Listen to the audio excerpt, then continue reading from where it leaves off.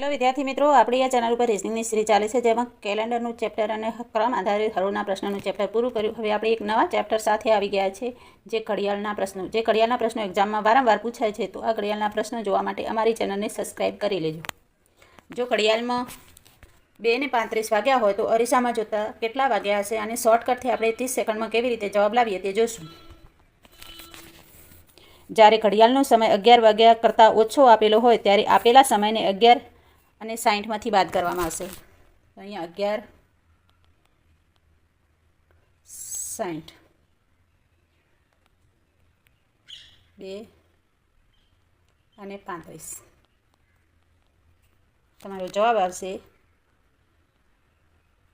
9 અને 25. 9 અને 25. આ છે તમારો જવાબ. જો ઘડિયાળમાં 8:15 વાગ્યા હોય તો અરીસામાં જોતા કેટલા વાગ્યા હોય? આનો શોર્ટકટથી જવાબ લાવવા માટે તમારી 11 અને 60માંથી 11માંથી બાદ કરો કલાક અને 60માંથી બાદ કરો મિનિટ. તમારો જવાબ આવશે 3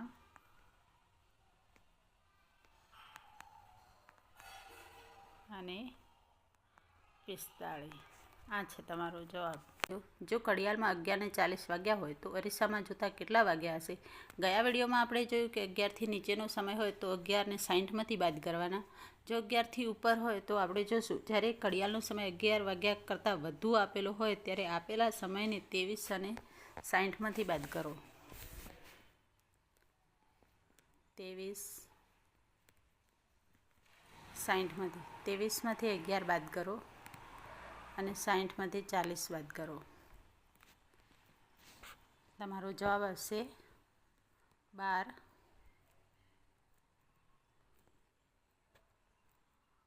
અને 20. જો ઘડિયાળમાં 12:15 વાગ્યા હોય તો અરીસામાં જોતા કેટલા વાગ્યા હોય? આ એક્ઝામમાં વારંવાર પોલીસ કોન્સ્ટેબલ કે ગમે તે ગૌણ સેવા પરીક્ષામાં પૂછાય છે. તો આપણે 30 સેકન્ડમાં તેનો જવાબ કેવી રીતે લઈએ તે જોઈએ. જો 11થી ઉપર સમય આપેલો હોય તો આપણે 23માંથી બાદ કરવાના. 23 અને 60માંથી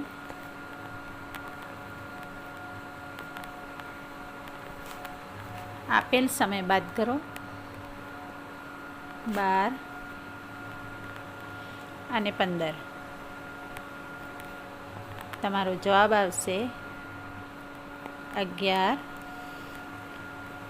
અને 45. આ છે તમારો જવાબ. આજે આપણે લઈને આવી ગયા છીએ જળ પ્રતિબિંબ ઘડિયાળમાં પૂછાતા પ્રશ્નો. 12 અને 18નો સમય ઘડિયાળમાં જળ પ્રતિબિંબમાં જતાં કેટલો સમય બતાવશે? આ રીતે પ્રશ્ન પૂછાય તો તમે 30 સેકન્ડ બી નહીં લાગે, ખાલી 10 સેકન્ડમાં તમે જવાબ આપી શકો. ગયા વિડીયોમાં આપણે જોયું કે દર્પણ આધારિત દર્પણ માટે આપણે 11 અને 60માંથી બાદ કરતા હતા. જો જળ પ્રતિબિંબ પૂછાય તો આપણે એનો સમય 18 અને 30માંથી બાદ કરીશું. આપેલ સમય બાદ કરો 12 અને 18. તો તમારો જવાબ આવશે 6 અને 12 મિનિટ. આ છે તમારો જવાબ. આ રીતે શોર્ટકટ.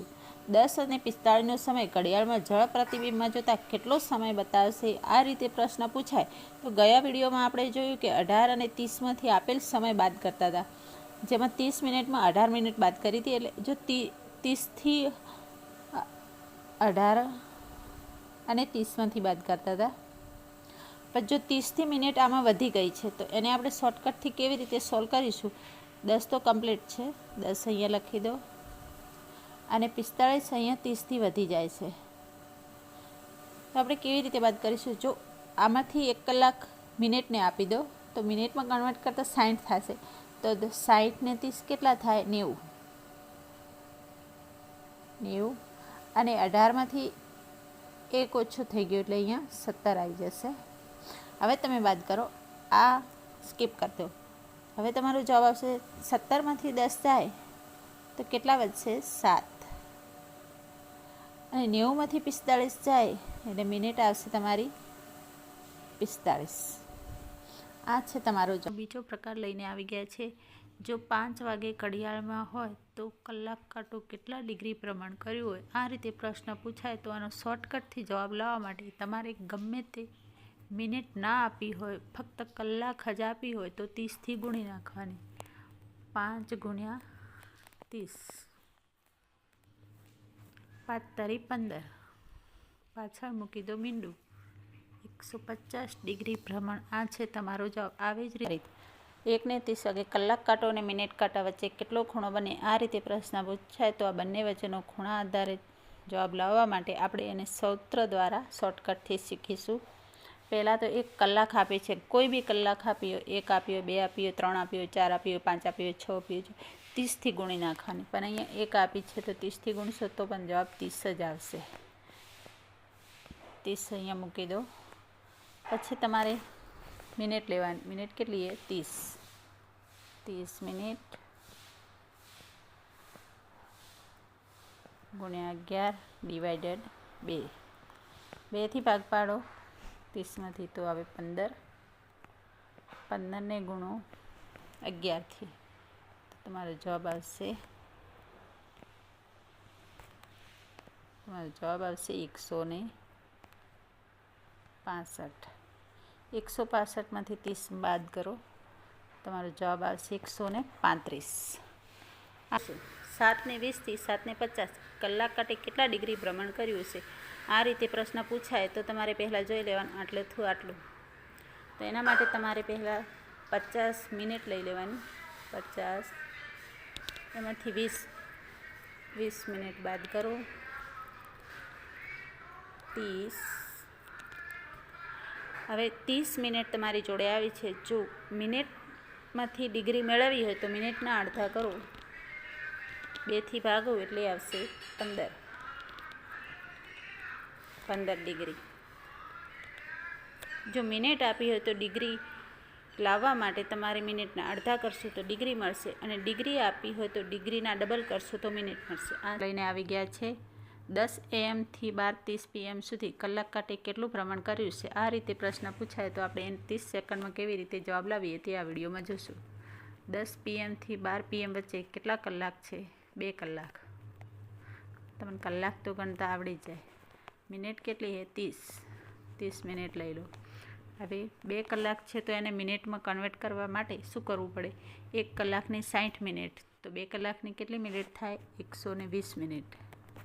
120 મિનિટ. આ 30 છે મિનિટ તો એને બી પ્લસ કરી લો. ટોટલ મિનિટ થાય 150.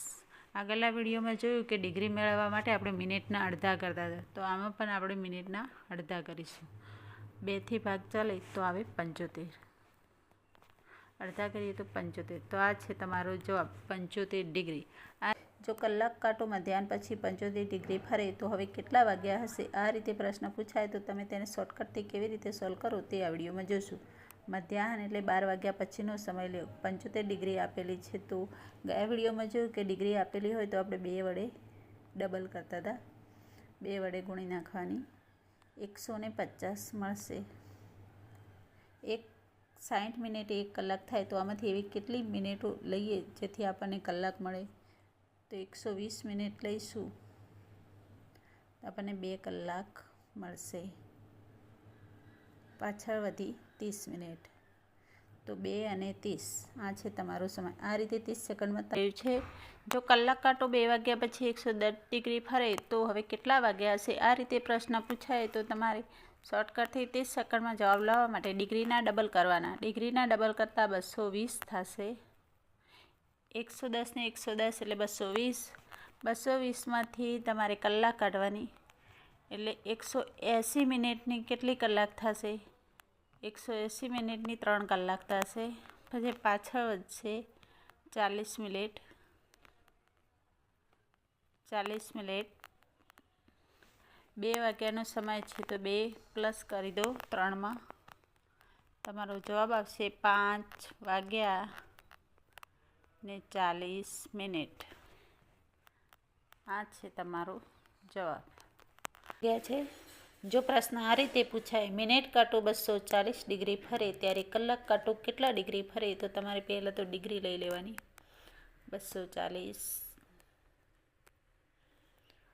1 મિનિટમાં 6 ડિગ્રી ફરે. હંમેશા યાદ રાખવાનું, 1 જ મિનિટમાં 6 ડિગ્રી ફરશે તો 240 ડિગ્રી કેટલા મિનિટમાં ફર્યો હશે? તો 40 મિનિટમાં 240 ડિગ્રી ફર્યો હશે.